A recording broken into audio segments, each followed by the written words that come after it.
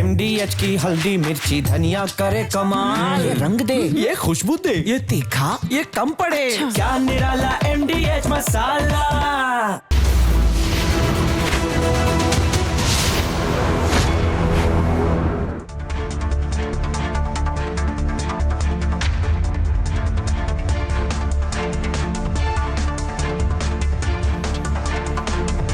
नमस्कार, बहुत स्वागत है आपका। आप देख रहे हैं देश का नंबर 1 न्यूज शो, ये भारत की बात, और मैं हूं आपके साथ मृदुल शर्मा।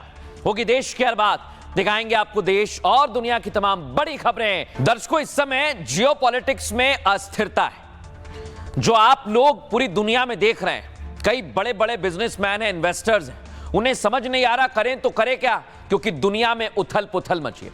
लेकिन अब लगता है कि इसका समाधान निकलने वाला है दर्शकों, क्योंकि आज यूरोप भारत की तरफ देख रहा है और मैं आपको बताऊंगा भारत को संकट मोचन मान रहा है। जैसे हनुमान जी थे वैसे ही अब भारत की भूमिका हो गई है। आपको पूरी खबर बता रहा हूं जियोपॉलिटिक्स में कैसे बदलाव हो रहे हैं और भारत संकट मोचन बन रहा है। पहली तस्वीर दिखाता हूं आपको, ये देखिए। ट्रंप हैं जिन पर काबू पाना बड़ा जरूरी है, क्योंकि ट्रंप अपनी सनक में कुछ भी कर सकते हैं। वेनेजुएला पर हमला कर दिया, ग्रीनलैंड पर हमला करना चाहते हैं और ईरान पर भी उनकी नजरें गड़ी हुई हैं। लेकिन अब भारत संकट मोचन की भूमिका निभाने वाला है।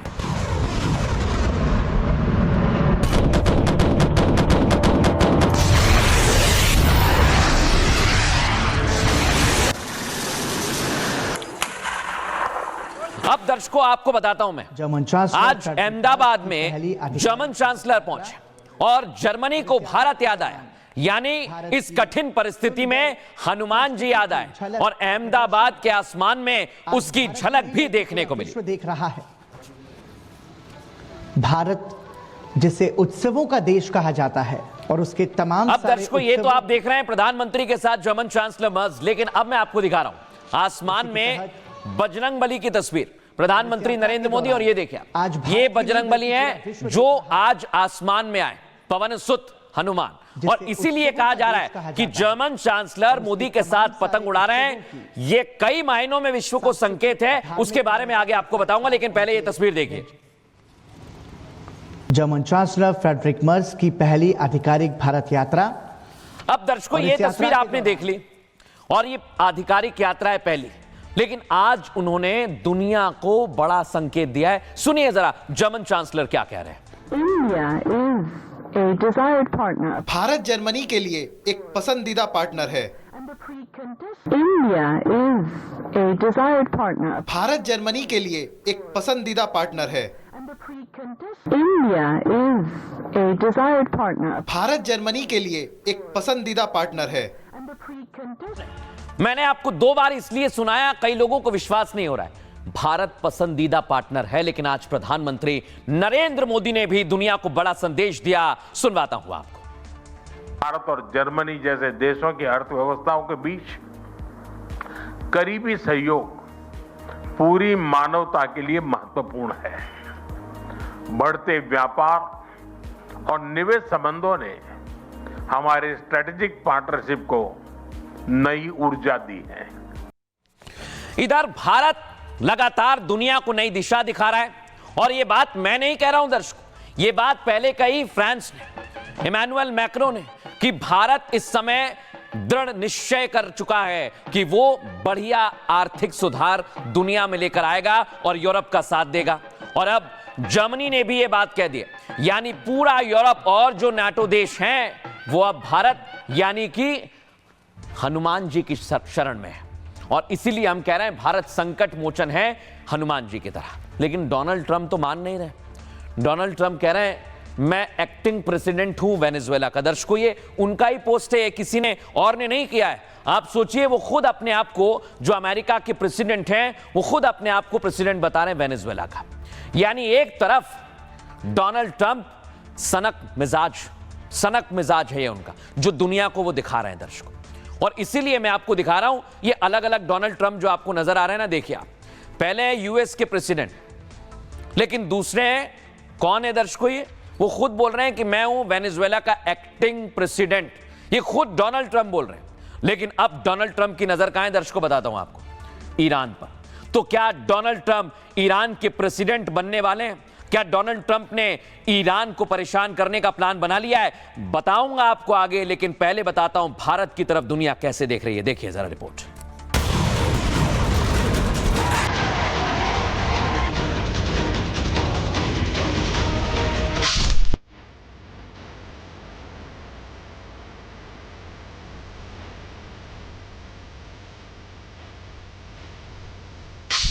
जब संकट आता है तो दुनिया संकट मोचन की शरण में जाती है। आज दुनिया पर ट्रंप नाम का वैसा ही संकट मंडराया तो यूरोप इंडिया में आकर हनुमान जी के स्वरूप वाली पतंग लहराता नजर आया। यानी दुनिया को पता चला कि संकट मोचन कौन है। जर्मनी के चांसलर मर्स इस वक्त भारत दौरे पे हैं और आज वो हनुमान स्वरूप पतंग उड़ा रहे थे। 2 दिन पहले फ्रेंच प्रेसिडेंट मैक्रो, उन्होंने भी भारत से आह्वान किया कि आप ग्लोबल लीडरशिप रोल में आए। मतलब सारा ग्लोबल साउथ इस वक्त भारत के पीछे है। अगर कोई ग्लोबल साउथ और ग्लोबल नॉर्थ के बीच में एक पुल का काम कर सकता है तो वो सिर्फ भारत है। जब ट्रंप सनक में खुद को वेनेजुएला का एक्टिंग प्रेसिडेंट घोषित कर रहे हैं, ग्रीनलैंड को हड़पने की तैयारी चल रही है, तब यूरोप को तटस्थ खड़े भारत की याद आई। भारत जर्मनी के लिए एक पसंदीदा पार्टनर है।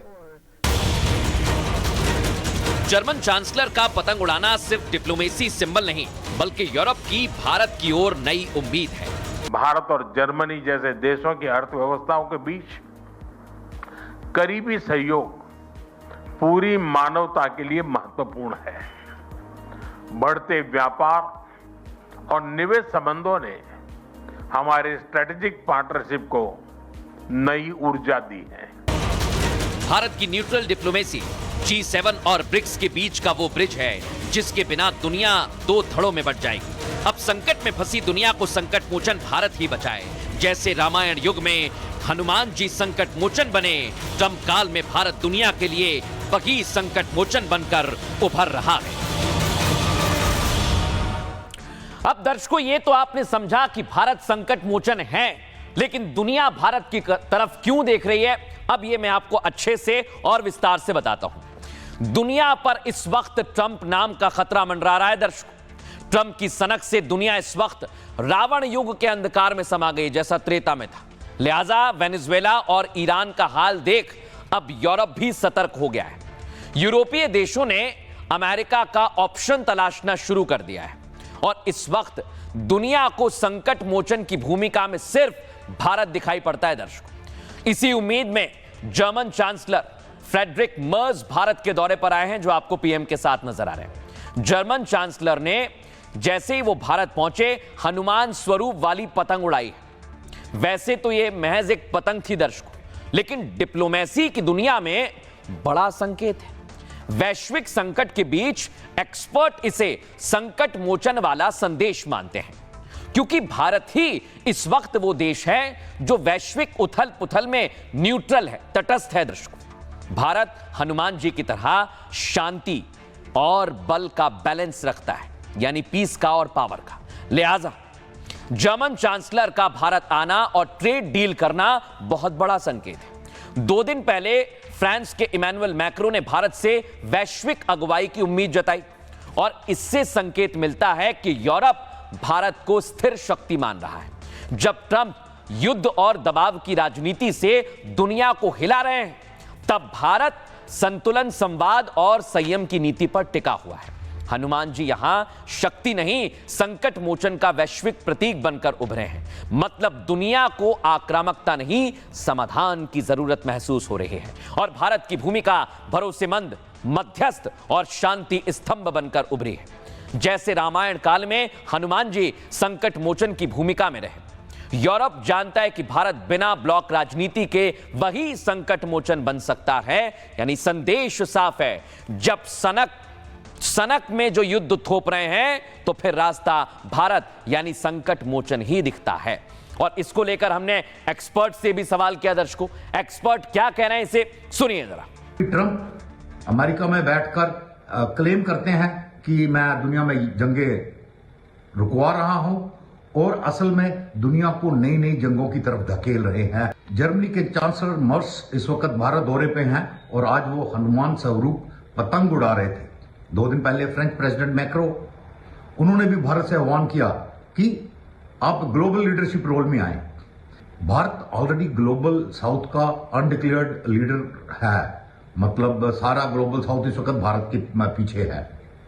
अगर कोई ग्लोबल साउथ और ग्लोबल नॉर्थ के बीच में एक पुल का काम कर सकता है तो वो सिर्फ भारत है। जर्मनी के चांसलर का आकर के हमारे प्रधानमंत्री जी के साथ पतंग उड़ाना और उस पतंग में भी हनुमान जी की आकृति है, तो यह साफ संदेश है कि भारत सबका नेतृत्व कर सकता है और ऐसी स्थिति में भारत को आगे बढ़ करके सबका नेतृत्व करते हुए हनुमान जी की तरह ऐसी समस्त ताकतों का विरोध करे जिन ताकतों ने अशांति फैलाई है। अब दर्शकों मैं आपको बताता हूं, भारत संकट मोचन की भूमिका में यूरोप को दिख रहा है, लेकिन उसकी तस्वीर आज हमें देखने को मिली गुजरात में। देख रहे हैं आप, ट्रंप टैरिफ की बात कर रहे हैं, लेकिन भारत और जर्मनी की डिप्लोमेसी कैसी है वो आपको दिखाता हूं। फुल फ्रेम दिखाइए जरा। पीएम मोदी और Friedrich Merz.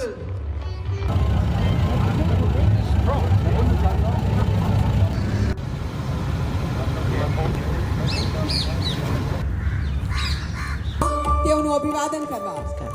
It is indeed the acrobats of Malcolm. Beautiful. अब दर्शकों मैं आपको बताता हूं, इधर बहुत बड़ी डील हो गई है भारत और जर्मनी में, और जो वैश्विक निवेशक हैं, जो बिजनेस करते हैं, वो आज जरूर सुने। भारत और जर्मनी की ऐतिहासिक डील हुई है 50 अरब डॉलर की, लेकिन ये कैसे भारत में और पूरी दुनिया में एक बहुत बड़ा संदेश है दर्शकों। आइए आपको विस्तार से मैं दिखाता हूं और समझाता हूं। आइए, जर्मनी के साथ भारत की डील ऐतिहासिक मानी जा रही है। इस डील से एक तरफ ट्रंप की टैरिफ धमकियों से राहत मिलेगी, दूसरी तरफ यूरोप भारत के भरोसेमंद पार्टनर बढ़ेंगे, क्योंकि जर्मनी ही वो देश है जिसने नाटो के गठन की कल्पना की थी एक समय। दोनों देशों के बीच द्विपक्षीय व्यापार 50 अरब डॉलर के पार चला गया है। यह बहुत बड़ा आंकड़ा है, मैं आपको बता रहा हूं। जर्मनी की सीमेंस और एयरबस जैसी कंपनियों के अधिकारी भी दौरे पर हैं। आपको बताएं, ग्रीन एनर्जी से लेकर टेक्नोलॉजी तक भारत और जर्मनी साथ रहेंगे। वहीं डिफेंस सेक्टर को लेकर भी दोनों देशों में अहम डील की उम्मीद है। जर्मन कंपनी थिसैनक्रूप मरीन से पनडुब्बियों को लेकर बातचीत जारी है। भारतीय नौसेना के लिए इस कंपनी से 6 पनडुब्बियां बनाने पर चर्चा चल रही है, जबकि दोनों देशों के बीच FTA यानी फ्री ट्रेड एग्रीमेंट पर भी चर्चा तेज हुई है। यह साझेदारी केवल व्यापार नहीं बल्कि भू राजनीतिक बदलाव का संकेत है। जब अमेरिका की नीति अमेरिका फर्स्ट से आगे अमेरिका ओनली यानी सिर्फ अमेरिका की हो चुकी है, ट्रंप नाटो को बेकार बता रहे हैं, यूरोप की सुरक्षा पर सवाल उठा रहे हैं और ग्रीनलैंड पर कब्जे की धमकी देकर नाटो में गहरी दरार डाल रहे हैं। यही वजह है दर्शकों, संकट के दौर में जर्मनी और फ्रांस जैसे देश भारत की ओर झुक रहे हैं।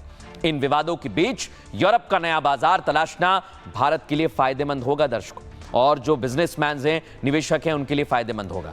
इसलिए आज आपको सुनना चाहिए, प्रधानमंत्री नरेंद्र मोदी ने बहुत बड़ा संकेत दिया है। सुनवा रहा हूं आपको। रिश्तों की प्लेटिनम जुबिली और भारत जर्मनी स्ट्रैटेजिक पार्टनरशिप की सिल्वर जुबिली मना रहे हैं।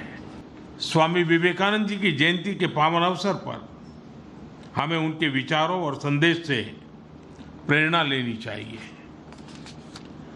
उनका संदेश स्पष्ट था कि एक सशक्त राष्ट्र वही होता है जो आत्मबल, आत्मनिर्भरता और जिम्मेदारी के साथ दुनिया से जुड़ता है। इसी सोच के अनुरूप हमारा साझा दायित्व है कि हम दुनिया के लिए ट्रस्टेड और रेजिलिएंट सप्लाई चेन्स को मजबूत करें। हमने तय किया है कि इस सीमलेस इकोनॉमिक पार्टनरशिप को लिमिटलेस बनाया जाए। डिफेंस क्षेत्र में आज हम ज्वाइंट डिक्लेरेशन ऑफ इंटेंट का एक्सचेंज कर रहे हैं। स्पेस सेक्टर में भी अब सहयोग के नए अवसर खुलेंगे। दुनिया की 2 बड़ी लोकतांत्रिक अर्थव्यवस्थाएं क्रिटिकल और इमर्जिंग टेक्नोलॉजीज में सहयोग और गहरा करेगी। लेकिन दर्शकों, इधर भारत की तरफ यूरोप झुक रहा है। जर्मनी के साथ बड़ी डील हुई है तो अमेरिका के सुर बदल गए। आपको बता रहा हूं मैं, सर्जियो गोर हैं दर्शकों जो आ गए भारत के राजदूत। और बड़ी बात क्या है, इनके सुर बदल गए हैं।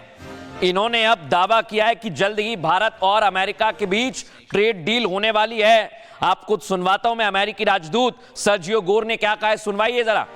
Many of you have asked me for an update on the ongoing trade deal negotiations. Both sides continue to actively engage. In fact, the next call on trade will occur tomorrow. Remember, India is the world's largest nation, so it's not an easy task to get this across the finish line, but we are determined to get there. And while trade is very important for our relationship, we will continue to work closely together on other very important areas, such as security, counterterrorism, energy, technology, education, and health. क्या दर्शकों, Venezuela का अपने आप को president घोषित कर चुके Donald Trump Iran के प्रेसिडेंट बनने वाले हैं? क्योंकि लगता तो कुछ ऐसा ही। उन्होंने आज कह दिया, मैं हूं कार्यवाहक राष्ट्रपति वेनेजुएला का, यानी एक्टिंग प्रेसिडेंट। और ईरान में इधर क्या हो रहा है दर्शकों, आपको दिखाता हूं, दिखाइए जरा। ये आप देखिए, यहां वो बोल रहे हैं कि मैं हूं एक्टिंग प्रेसिडेंट वेनेजुएला का, और ईरान में प्रदर्शन बढ़ता जा रहा है। यानी खामनेई की सत्ता को चुनौती देने के लिए प्रदर्शनकारी आग जला रहे हैं। सुनवाइए जरा।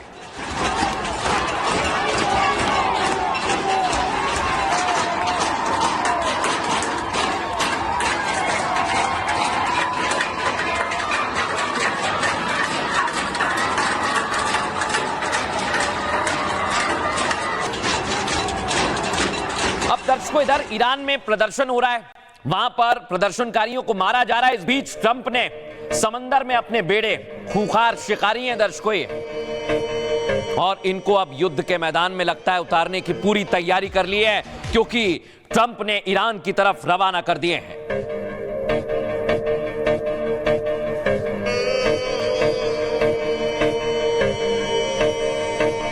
दर्शकों, डोनाल्ड ट्रंप का यह प्लान मैं क्यों कह रहा हूं, क्योंकि दुनिया में कई विशेषज्ञ इस बात की ओर इशारा करते हैं। उसका उदाहरण है ये तस्वीरें, क्योंकि वहां पर लगातार आगजनी बढ़ रही है, प्रदर्शन बढ़ रहा है, और प्रदर्शनकारियों पर अत्याचार भी उसी रफ्तार से बढ़ रहा है।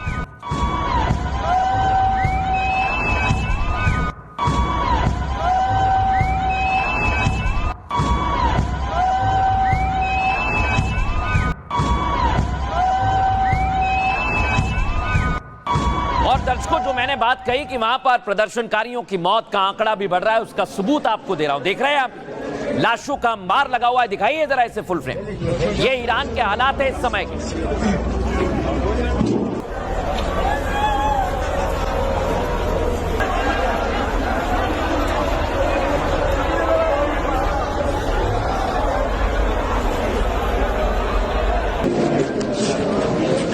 ये आप देखिए, लोग यहां पर परेशान हैं। और दर्शकों, सबसे बड़ी बात बता रहा हूं, लोग अब खामनेई को हटाना चाहते हैं। खामनेई की जहां तस्वीर दिख रही है, उसमें भी आग लगा दी गई है, उसे उड़ा दिया गया है। दिखाइए जरा फुल फ्रेम।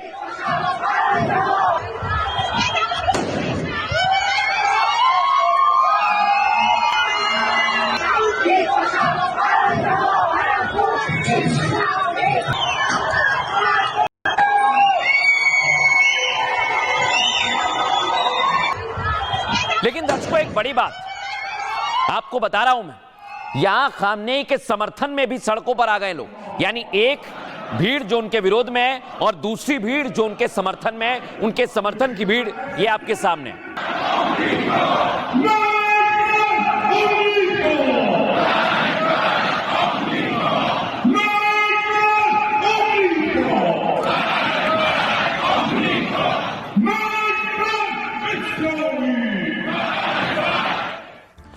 देखा, इतने लोग खामनेई के समर्थन में आ गए। लेकिन अब मैं आपको बताता हूं ईरान में इस वक्त कैसा माहौल है। देख रहे हैं आप, ईरान ने लगातार जो हालात बने उसके बाद कह दिया, इजराइल में जो तस्वीर देखी थी दुनिया ने, वो फिर से दिखा देंगे। अगर ईरान में दखल अंदाजी दी तो ईरान इजराइल पर हमला करने के लिए तैयार बैठा है।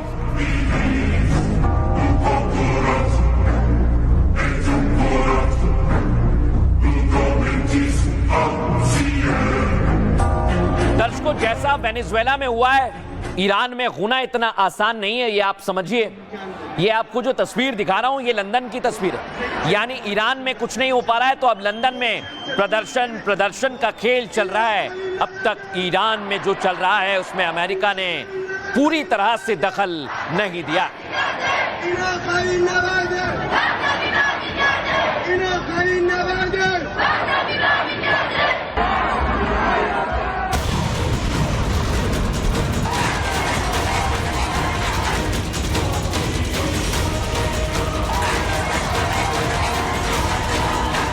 खलीफा के देश में आग और लाशों का अंबार अब दुनिया को डराने लगा है। ईरान को बचाने आज ना सनकी ट्रंप जा रहे हैं, न नेतन्याहू, बस हर कोई जलती आग में हाथ सेक रहा है। ट्रंप ने भले ही खुद को वेनेजुएला का एक्टिंग प्रेसिडेंट घोषित कर दिया, लेकिन ईरान के नाम पर चुप्पी है, क्योंकि खलीफा ने धमकी दी है, इतनी मिसाइलें मारेंगे कि इजराइल धुआं धुआं हो जाएगा। ईरान की पहली जीत मस्क के सिस्टम को हैंग कर मिली, लेकिन खलीफा लाशों पर नाच रहा है। ट्रंप की टेंशन यह है कि रेत पर बसा ईरान हाईटेक स्टारलिंक को जैम कैसे कर गया।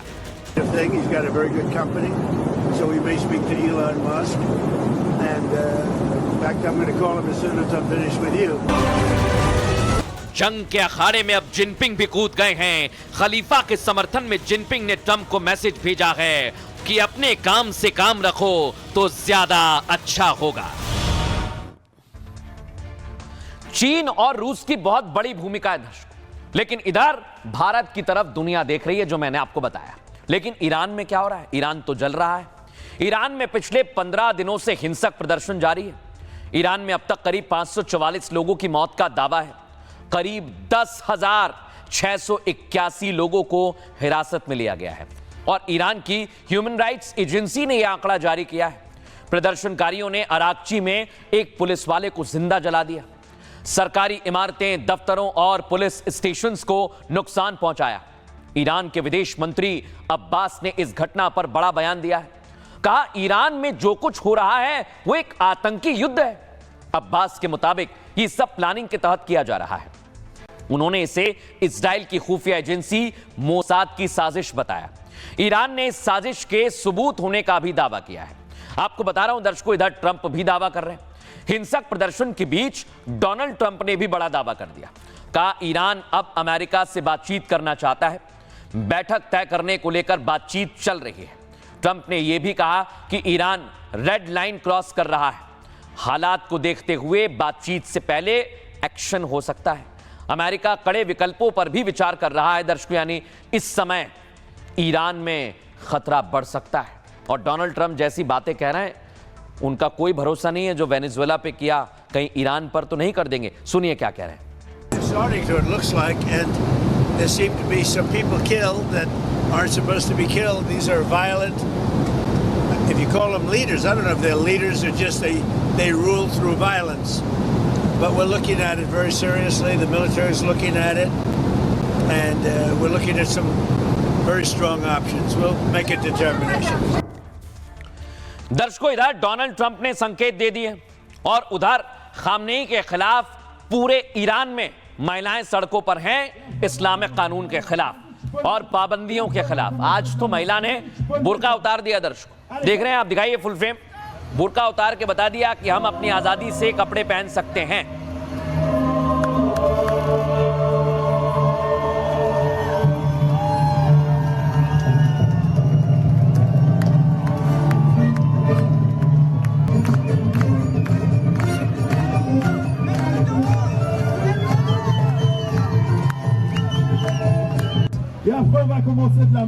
देखा दर्शकों आप, यानी आर पार की जंग चल रही है। अब प्रदर्शनकारी कह रहे हैं कि अब हम इस्लामिक कानून को मानेंगे नहीं। और इधर आप देख रहे हैं, इधर हमला नहीं बातचीत होगी, ये दावा किया जा रहा है। लेकिन क्या वाकई खलीफा से डोनाल्ड ट्रंप मिलेंगे? क्योंकि यहां तो आग लग रही है और डोनाल्ड ट्रंप इशारा कर रहे हैं, लेकिन ईरान की तरफ से अब तक कोई भी संदेश नहीं आया है। लेकिन दर्शकों, अब जो तस्वीर मैं आपको बताने वाला हूं, जो जानकारी बताने वाला हूं, उससे आप समझ जाएंगे कि चीन और रूस की एंट्री बैकडोर से हो रही है। मैं ऐसा दावा क्यों कर रहा हूं दर्शकों? एलन मस्क का स्टारलिंक, ईरान में नेट बंद हो गया था। इस तस्वीर पर रहिएगा 2 मिनट। ईरान में इंटरनेट बंद हो गया था दर्शक, और उसके बाद स्टारलिंक की तरफ से इंटरनेट सेवाएं दी गई। और आपको बता रहा हूं मैं, स्टारलिंक फेल हुआ, दावा किया जा रहा है कि चीन के मिलिट्री ग्रेड जैमर का इस्तेमाल हुआ, जो इधर आपको दिखा रहा हूं। यानी एलन मस्क का स्टारलिंक जो तकनीक के मामले में बहुत शक्तिशाली है, लेकिन क्या वाकई उसे चीन की मदद से ईरान ने फेल कर दिया है? यह बहुत बड़ी बात है दर्शक, और इसके लिए अब अलग अलग दावे किए जा रहे हैं। लेकिन मैं आपको बताता हूं कि स्टारलिंक का फेल होना डोनाल्ड ट्रंप के लिए, अमेरिका के लिए दिक्कत वाली खबर है, क्योंकि पहला झटका अमेरिका को लगा है दर्शकों। ईरान की जो तस्वीर आपने देखी अभी था, वो दुनिया भर को स्टारलिंक के जरिए दिखाई जा रही थी। ईरान में खामनेई ने प्रदर्शन के चलते उसके बाद इंटरनेट बैन कर दिया। इसके बाद लोगों ने इंटरनेट के इस्तेमाल का दूसरा रास्ता निकाला। एलन मस्क के स्टारलिंक सैटेलाइट का जो आप देख रहे हैं, इंटरनेट का इस्तेमाल इसी सैटेलाइट से हो रहा था, लेकिन ईरानी सरकार ने मस्क के इंटरनेट को भी जाम कर दिया। स्टारलिंक के नेटवर्क के जाम होने से डोनाल्ड ट्रंप और मस्क दोनों हैरान हैं, क्योंकि दावा यह था कि स्टारलिंक को जाम नहीं किया जा सकता, उसे जैमर भी नहीं कर सकते कुछ भी उसका। अब ट्रंप ने कहा कि वो इस मुद्दे पर एलन मस्क से बात करेंगे। अमेरिकी राष्ट्रपति ने जल्द ही इंटरनेट शुरू कराने की बात भी कही। ईरान ने किल स्विच से स्टारलिंक के सिग्नल को जाम किया है दर्शकों, आपको बता रहा हूं। इस तकनीक का इस्तेमाल आमतौर पर मिलिट्री में होता है। दावा है कि किल स्विच तकनीक ईरान के पास नहीं है। कहा जाता है कि यह रूस या चीन से तकनीक आई है, और ईरान में जिस तरह से इंटरनेट ब्लैकआउट हुआ है, इसकी वजह से एक बार फिर पूरी दुनिया की नजरें ईरान पर आकर टिक गई हैं कि आखिर ट्रंप इस नेट के बंद होने के बाद क्या कदम उठाएंगे। और आज भी दर्शकों इसको लेकर उन्होंने बयान दिया है, सुनवाता हूं आपको। We're going to be talking about that. We may get the internet going, if that's possible. We may speak to Elon, because as you know, he's very good at that kind of thing. He's got a very good company. So we may speak to Elon Musk. And in fact, I'm going to call him as soon as I'm finished with you. लेकिन दर्शकों, ये तो बात रही Iran की, और खलीफा जो अभी सत्ता में यानी खामनेई, उनको हटाया जा रहा है। लेकिन कल मैंने आपको बताया था कि पाकिस्तान की सरजमीं से ट्रंप कोशिश कर रहे हैं, लेकिन अब तो भारत को भी इसमें उलझाने की कोशिश है दर्शकों। आपको बता रहा हूं मैं, एलओसी पर पाकिस्तानी ड्रोन देखे गए ऑपरेशन सिंदूर के दौरान, याद है ना आपको? आइए आपको तस्वीर दिखाता हूं, ये आप देखिए। एलओसी पर राजौरी में ये ड्रोन दिखाया, देख रहे हैं आप? फुल फ्रेम दिखाइए जरा इसे। ये ड्रोन है दर्शकों जो पाकिस्तान की तरफ से आया है, ये पाकिस्तानी ड्रोन है। इसके बाद खलबली मच गई।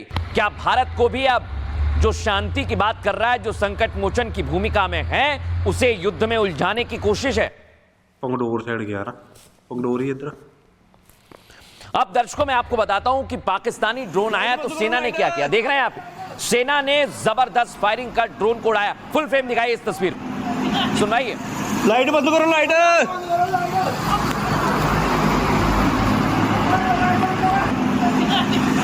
लाइट बंद करो, लाइट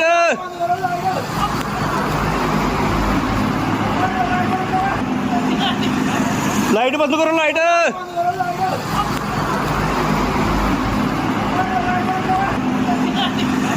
लाइट बंद करो, लाइट। अब दर्शकों मैं आपको बताता हूं, यह तस्वीर पाकिस्तानी ड्रोन पर जबरदस्त फायरिंग हुई है, देख रहे हैं आप? इसको भी दिखाइए फुल फ्रेम।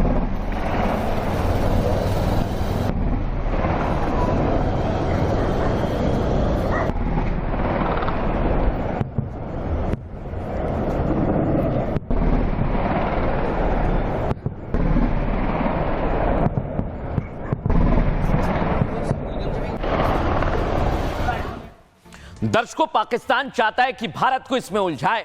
भारत एक तरफ आर्थिक तौर पर अपने आप को मजबूत कर रहा है, और इधर अमेरिका डील की बात कर रहा है, तो यहां भारतीय सेना भी तैयार है, क्योंकि अगर पाकिस्तान माहौल बिगाड़ेगा तो भारत की सेना जवाब देगी। देखिए उनकी तैयारी।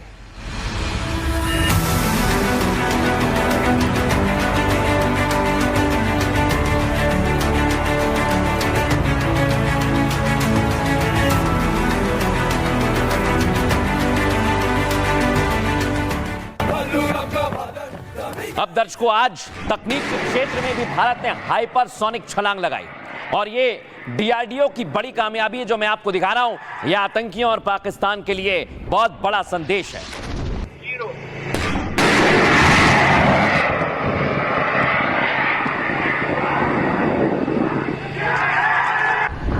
लेकिन दर्शकों, जब आसमान में ड्रोन आता है तो फिर सवाल खड़े होते हैं, क्या पाकिस्तान कोई साजिश कर रहा है? अगर साजिश कर रहा है तो भारत की सेना पूरी तरह से तैयार है। दिखाइए।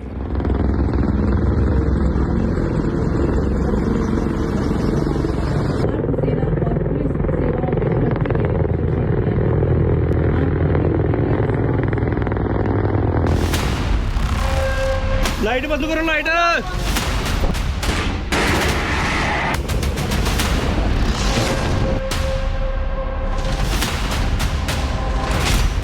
दुनिया में उथल पुथल मची है। शांति के लिए सब भारत की ओर देख रहे हैं, लेकिन मुल्ला मुनीर को शांति नहीं, साजिश पसंद।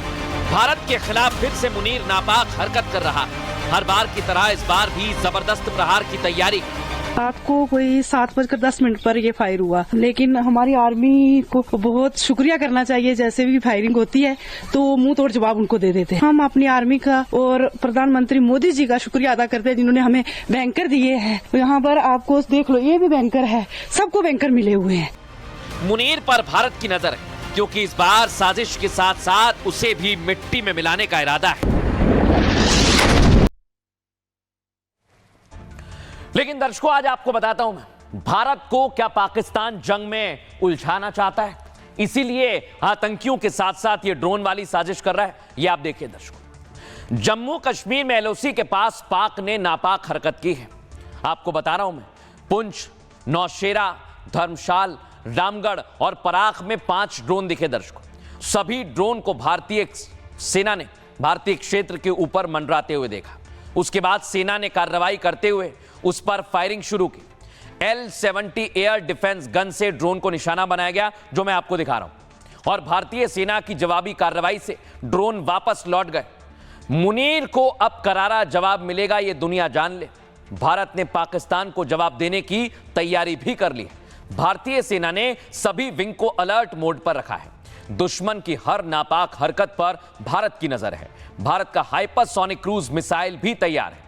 डीआरडीओ ने हैदराबाद में इसका सफल टेस्ट किया है।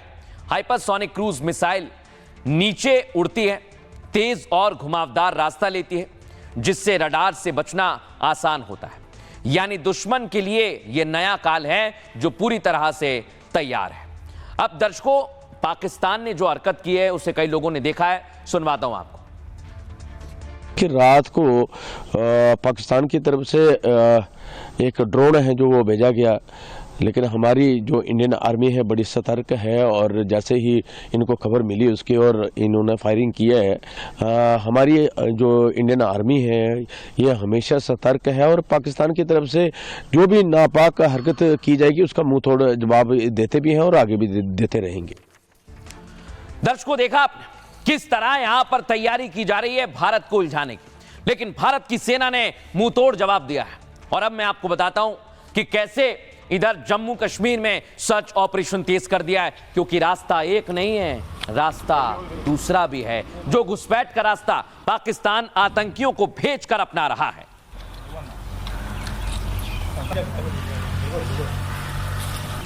अब मैं आपको दूसरी तस्वीर दिखा रहा हूं। एलओसी पर सुरक्षा चाक चौबंद देख रहे हैं, यहां पे फुल फ्रेम दिखाई।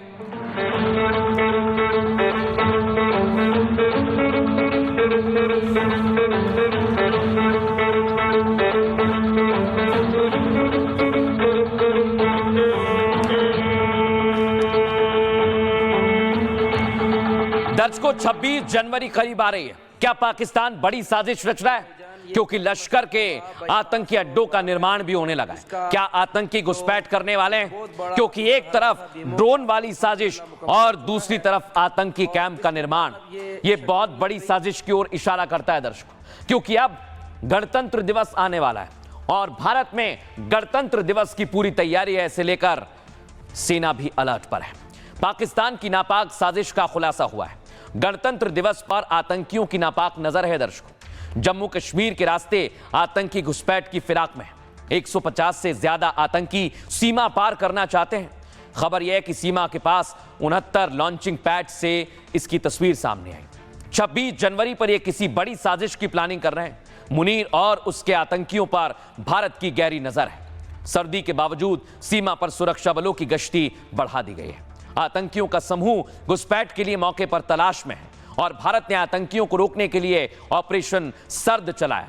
सुरक्षा बलों की सतर्कता से उनके मंसूबे नाकाम रहे हैं। सीमा से सटे गांव में सर्च ऑपरेशन तेज कर दिया गया है। सेना ने इलाके के लोगों से भी अलर्ट रहने की अपील की है। और इसके बाद दर्शकों, हमने एक्सपर्ट से भी बात की। कर्नल सोढ़ी इसे लेकर क्या कह रहे हैं, सुनवाते हैं आपको। पाकिस्तान के 150 से ज्यादा आतंकवादी जो उसने भारत में भेजने के लिए तैयार किए हैं, वो इस वक्त बॉर्डर पर तैयार खड़े हैं किसी भी वक्त जम्मू कश्मीर के अंदर घुसने के लिए।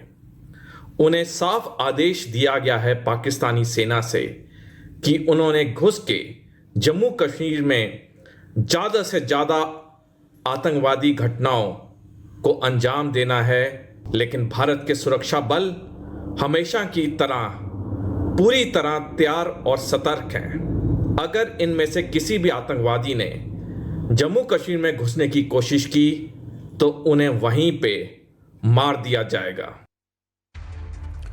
अब दर्शकों, खबरों में आगे बढ़ेंगे और आपको बताते हैं उत्तर प्रदेश में योगी फोर्स के सामने भीम आर्मी आई, लेकिन यू टर्न ले लिया है। दिखाता हूं मैं, ये देखिए आप, योगी फोर्स के एक्शन से भीम आर्मी बैकफुट पर आ गई है। सबसे पहली तस्वीर दिखाइए जरा, ये आप देखिए, ये भीम आर्मी चीफ चंद्रशेखर देख रहे हैं आप, ये दौड़ लगा रहे हैं। दिखाइए जरा फुल फ्रेम तस्वीर।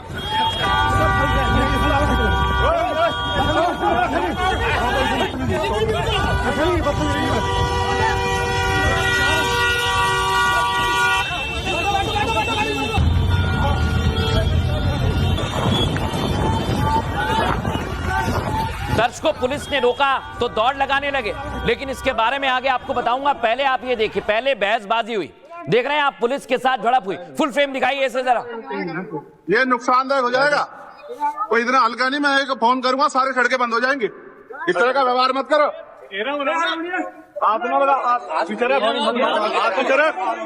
मेरा हाथ मत लगा।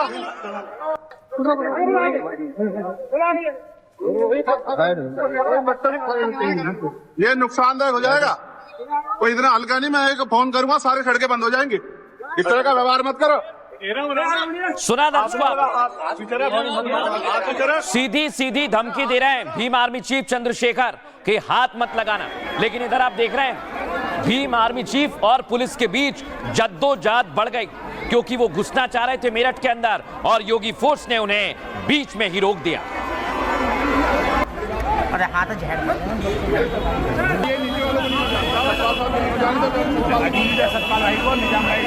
बढ़ने दो, आगे बढ़ने दो, बढ़ने दो, बढ़ने दो, बढ़ने दो, बढ़ने दो, यहाँ पे बढ़ने दो। दर्शकों, बड़ी बात क्या है, वो कह रहे थे कि अगर मैंने एक आवाज लगाई तो सड़कें जाम कर दूंगा। लेकिन इधर पुलिस ने क्या किया, देख रहे हैं आप, जबरदस्त। जो लोग संभल नहीं रहे थे उनको लाठी से संभाला। सुनवाइए जरा।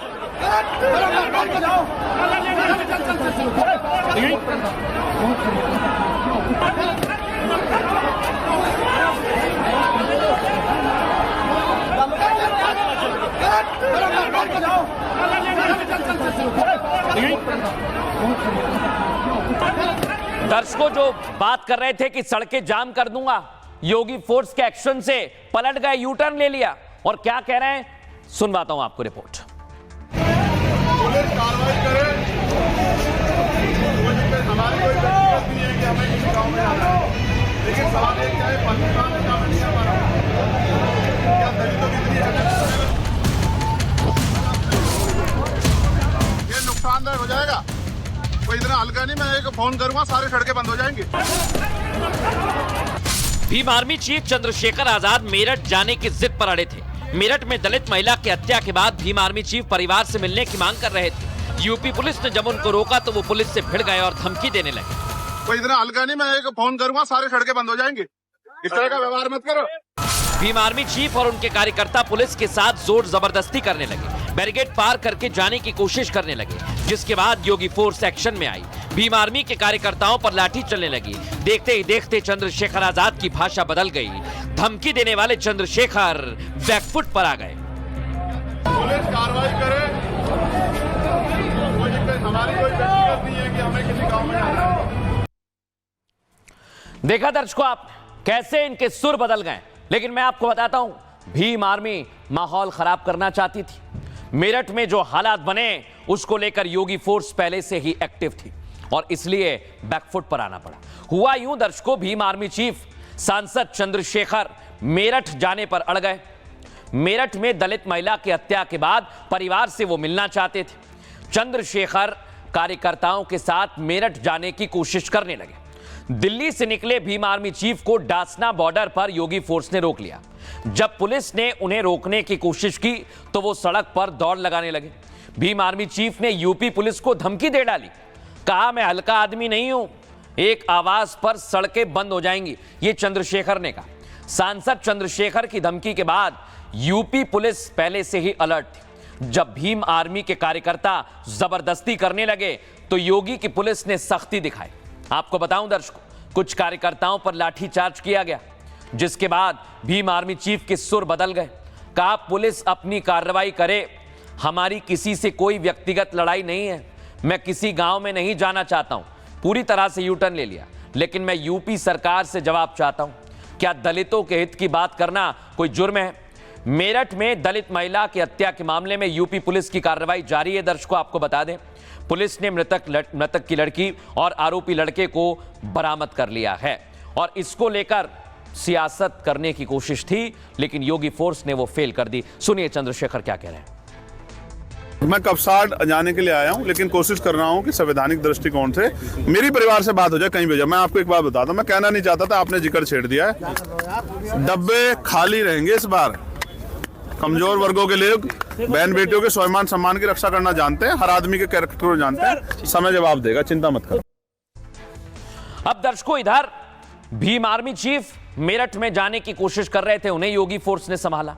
लेकिन एक और विवाद आज उत्तर प्रदेश में सामने आया।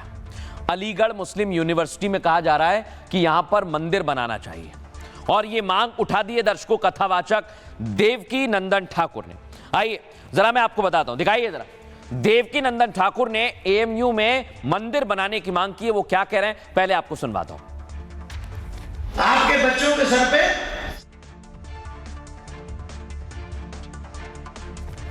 कहें तुम्हारे बच्चों के माथे पे तिलक नहीं है, बैठे हो कथा में और तुम तिलक लगा के नहीं बैठे हो और बनते हो अपने। आप एक बार नोट कर लो, तिलक के नाम पे हमको एक याद आ गई, यही तुम्हारे बगल के जिले की बात है। पत्रकार महोदय हमारी बात का समर्थन करेंगे, सच्ची घटना है। अब दर्शकों बड़ी बात क्या है, जो तस्वीर आप देख रहे हैं वो देवकी नंदन ठाकुर ने अलीगढ़ मुस्लिम यूनिवर्सिटी की बताई है कि वहां पर मंदिर होना चाहिए। यानी ये विवाद अब यूपी में सामने आ गया है। अलीगढ़ मुस्लिम यूनिवर्सिटी में मंदिर बनाने की मांग उठने लगी है। कथावाचक देवकी नंदन ठाकुर ने एक कार्यक्रम में कहा, एएमयू में तिलक लगाकर जाने वाले एक सनातनी को रोक दिया गया। उससे कहा गया कैंपस में तिलक लगाकर नहीं आ सकते। अलीगढ़ मुस्लिम यूनिवर्सिटी सरकार के पैसे से चलती है। अलीगढ़ मुस्लिम यूनिवर्सिटी में मस्जिद बनी है तो वहां मंदिर का भी निर्माण होना चाहिए। वहां लोग टोपी लगाते हैं तो तिलक भी लगना चाहिए।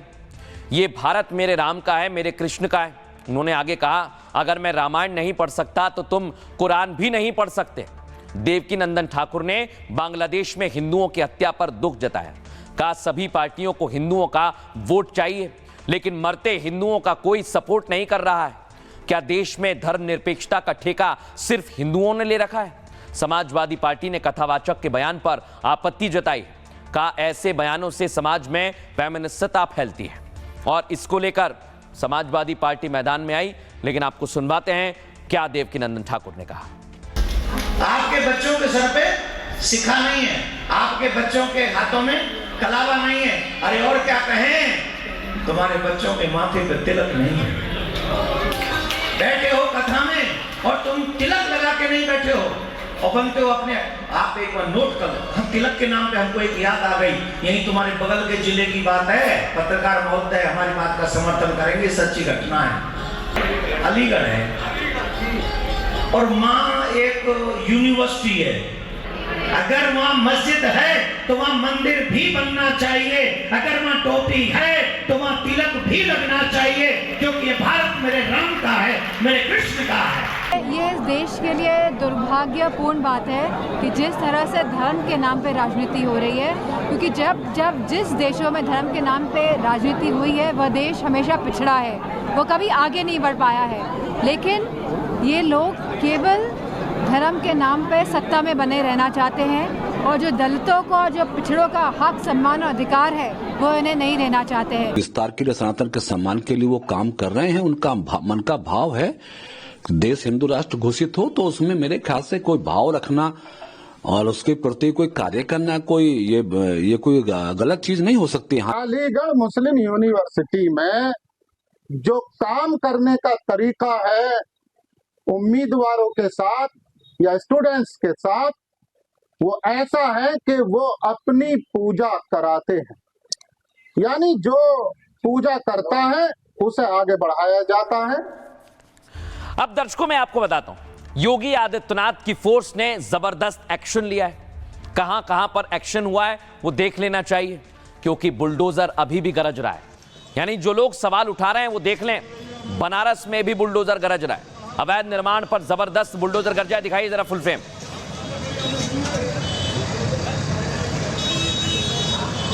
अब दर्शकों बनारस की एक और तस्वीर आपको दिखाते हैं, देख रहे हैं आप, ये हथौड़े से प्रशासन की टीम पहुंची और अतिक्रमण को ढहाया जा रहा है। हर जगह चोट लग जाएगी। ये देवरिया में दर्शकों अवैध मजार थी, देख रहे हैं आप, कहां बीचों बीच बना दी, इसे भी प्रशासन ने ध्वस्त कर दिया है। दिखाइए जरा।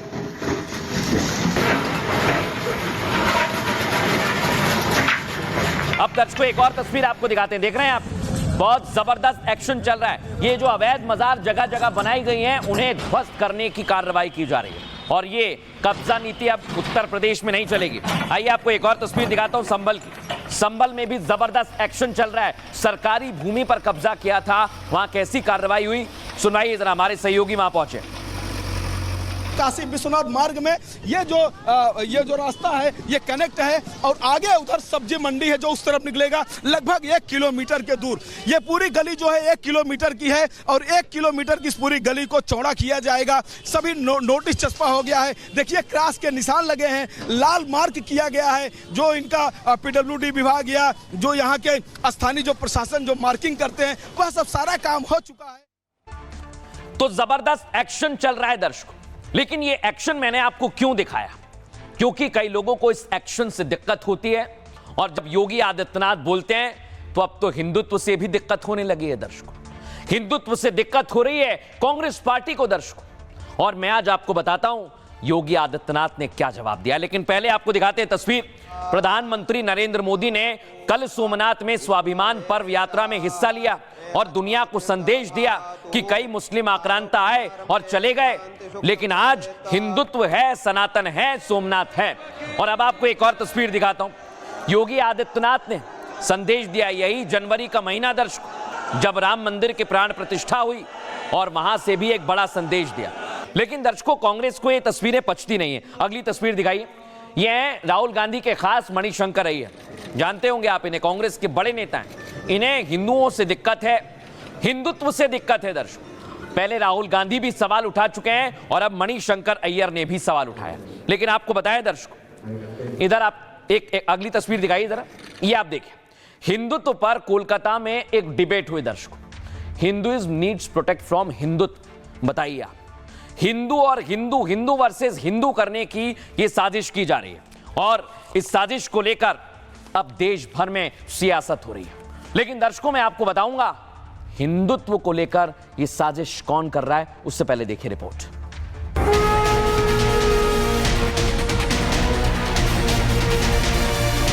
मुझे गर्व है कि मैं हिंदू हूं। दो हिंदू एक विषय दो बयान।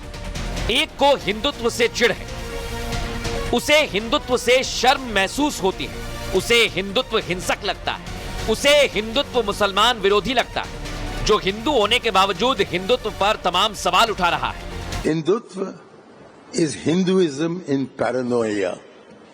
it asks 80% Hindus to quiver in front of 14% Muslims. What is Hindutva?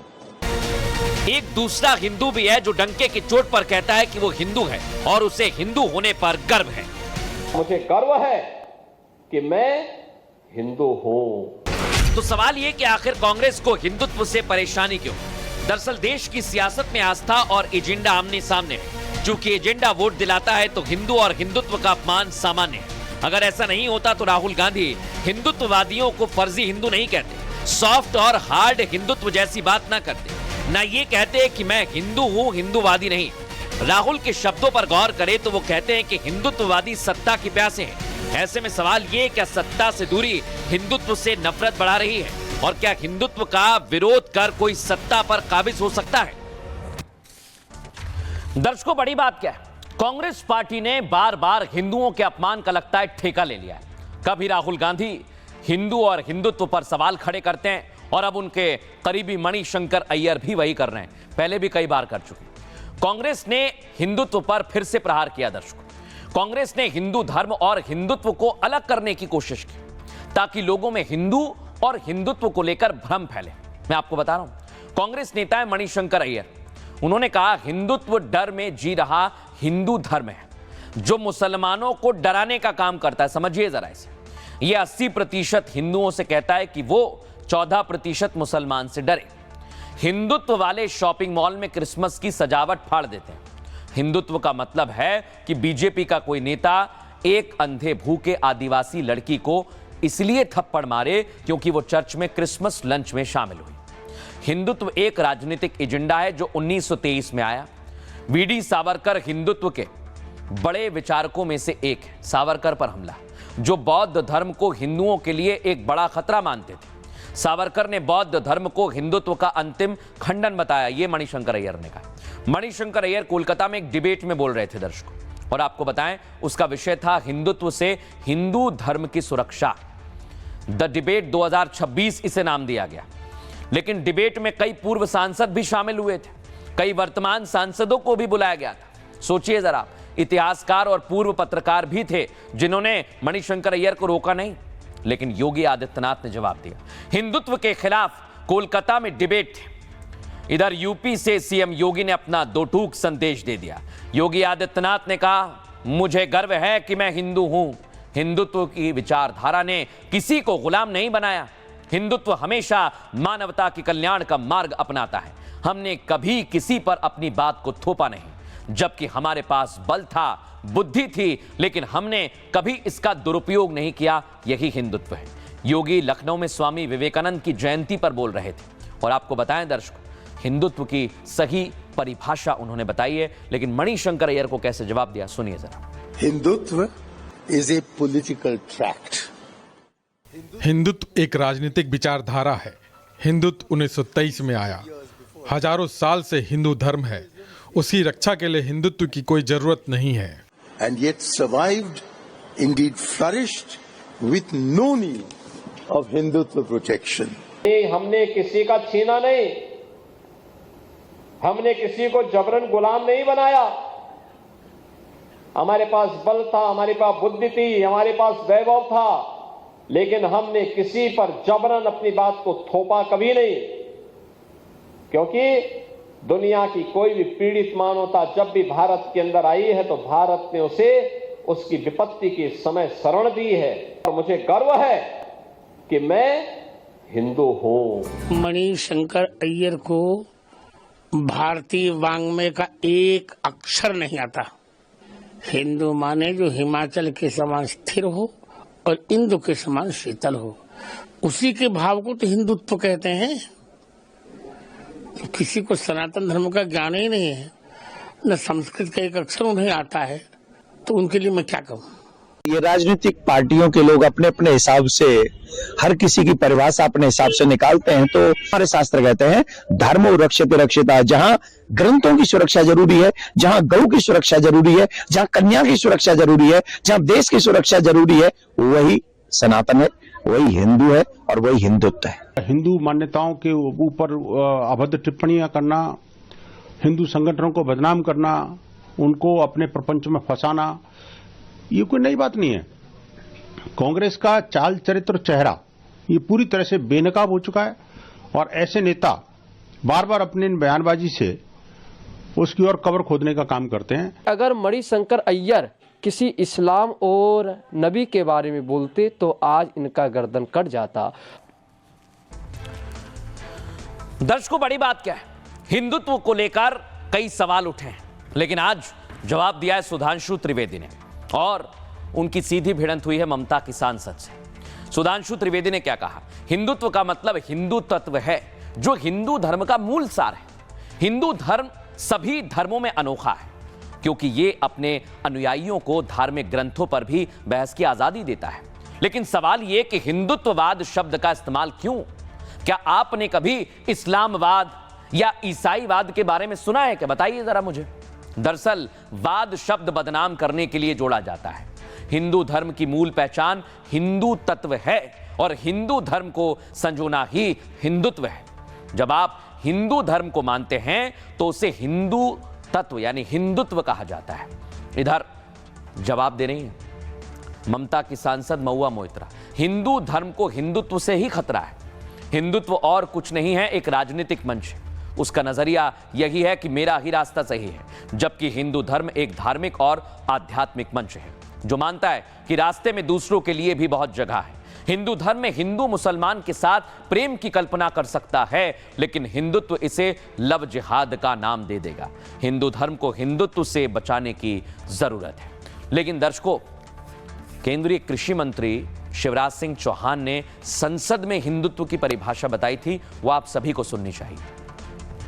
अध्यक्ष महोदय, मैं इनको निवेदन करना चाहता हूं प्रतिपक्षी मित्रों को, एकम सद्विप्रा बहुधा वदंती हिंदुत्व है। माननीय अध्यक्ष महोदय, सिया राम में सब जग जानी हिंदुत्व है। माननीय अध्यक्ष महोदय, आत्मवत सर्वभूतेषु हिंदुत्व है। माननीय अध्यक्ष महोदय, अयम निजम परो वेत्ति गणना लघु चेत साम उदार चरिता नाम तो वसुदैव कुटुंबकम हिंदुत्व है। माननीय अध्यक्ष महोदय, धर्म की जय हो, अधर्म का नाश हो, प्राणियों में सद्भावना हो, विश्व का कल्याण हो, ये हिंदुत्व है। और माननीय अध्यक्ष महोदय, सर्वे भवन्तु सुखिनः हिंदुत्व है, सर्वे सन्तु निरामया हिंदुत्व है, सर्वे भद्राणि पश्यन्तु हिंदुत्व है, मां कश्चित् दुर्भाग् भवेत् हिंदुत्व है। ये विशाल हिंदुत्व अपने आप में सबको स्नेह, प्रेम और आत्मीयता के भाव को समेटे रहता है। दर्शकों, जिन्हें हिंदुत्व का मतलब नहीं पता, मुझे लगता है शिवराज सिंह चौहान ने उसका मतलब बता दिया। बहरहाल आगे बढ़ेंगे। आज एक और बड़ी खबर आपको बता रहा हूं मैं। इधर मुंबई में बीएमसी का चुनाव चल रहा है, लेकिन बीजेपी चुनाव मैदान में उतरी है और दूसरी तरफ सभी राज ठाकरे, उद्धव ठाकरे, तमाम पार्टियां। लेकिन आपको बताता हूं, इधर आज जबरदस्त रैली हुई है। राज ठाकरे और उद्धव ठाकरे साथ में आए, देख रहे हैं आप। लेकिन यहां राज ठाकरे की जुबान फिसल गई। दर्शक, चुनावी कैंपेन के दौरान उन्होंने उत्तर भारतीयों को लेकर कुछ कह दिया, जिसकी वजह से निशाने पर आ गए। लेकिन आपको बताएं दर्शक, दोनों भाई कई दशकों बाद साथ में आए हैं, एक मंच पर प्रचार कर रहे हैं, क्योंकि बीएमसी का चुनाव जीतना है। अगली तस्वीर दर्शकों आपको दिखाता हूं मैं, दिखाइए जरा। इधर नितेश राणे भी मैदान में आए।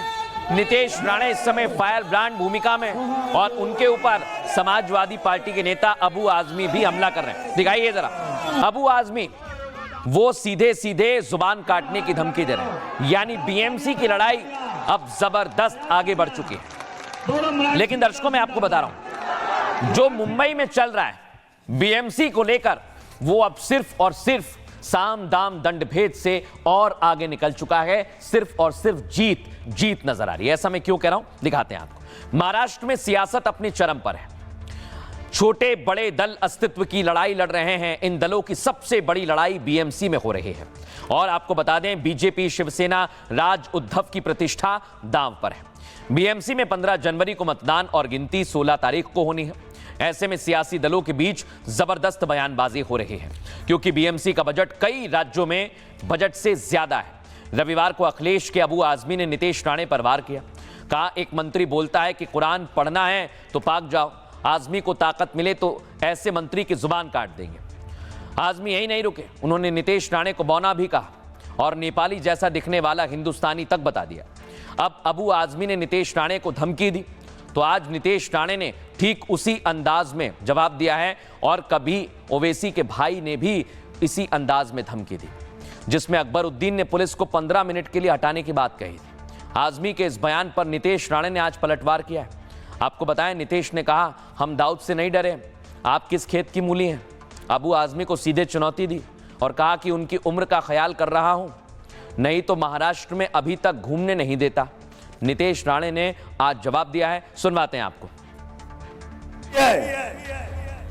नेपाली दिखता है, टिंगरा सा है, अरे बोलता है कि मस्जिद में घुस के मुसलमानों को मारूंगा। क्या मारेगा तू? इतनी ताकत तेरी है, पुलिस को हटा दे और आप मस्जिद में घुस के देख ले क्या हालत तेरी होती है। क्या मंत्री बोलता है सर कि कुरान शरीफ पढ़ना है तो पाकिस्तान में जाके पढ़ो, बोलता है ना।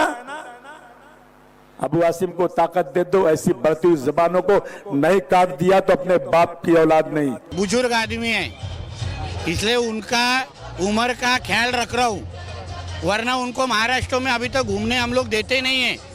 इसलिए हम लोग दाऊद से डरे नहीं है, तो आप भी अबू आजमी किस खेत की मूली है। लेकिन दर्शकों, आज राज ठाकरे, उद्धव ठाकरे मंच पर आए और राज ठाकरे ने क्या कहा है वो आपको सुनवाता हूं। काल परवाकडे कोणतरी एक तामिळनाडू बंदर रसमलाई आली होती। तमिलनाडु से एक रसमलाई आया है, उसे मुंबई और महाराष्ट्र से कोई लेना देना नहीं है। चाचा बाल ठाकरे ने ठीक कहा था, हटाओ लुंगी बजाओ पुंगी। अनेक दाक्षिणात्य इथे राहतायत। मुझे धमकियां दी जा रही हैं कि मैं अगर मुंबई आया तो मेरे पैर काट दिए जाएंगे। मैं गर्व से कहता हूं कि मैं एक किसान का बेटा हूं। अगर मैं इन धमकियों से डरता तो अपने गांव में ही रहता। मैं मुंबई आऊंगा और हिम्मत है तो मेरे पैर काट कर दिखाओ। तो बीएमसी की लड़ाई अब जुबान काटने पैर काटने तक पहुंच गई। बहरहाल आगे बढ़ेंगे और बात करेंगे आज के सूत्र की। आज का सूत्र हमने स्वामी विवेकानंद से लिया है। आज 12 जनवरी है दर्शकों, आज स्वामी विवेकानंद जी की जयंती है और आज के दिन को भारत में राष्ट्रीय युवा दिवस के रूप में भी मनाया जाता है। स्वामी विवेकानंद जी कहते हैं, जीवन में जिज्ञासा बहुत जरूरी है।